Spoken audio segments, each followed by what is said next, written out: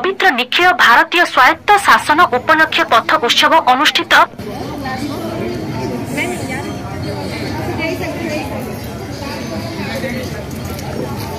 ढेंकानाल पौरपालिका पक्षरु पवित्र निखिल भारतीय स्वायत्त शासन उपलक्ष्य पथ उत्सव स्थानीय स्टाडियम आई लोगो निकटरे अनुष्ठित हो जाइछि। पौर अध्यक्ष श्रीमती जयंती पात्र, पौर निर्वाही अधिकारी अश्विनी कुमार दास, पौर जंत्री रश्मिता मिश्र, समस्त काउंसिलर और समस्त पौर कर्मचारी उपस्थिति रे विभिन्न सांस्कृतिक कार्यक्रम अनुष्ठित होइथिला।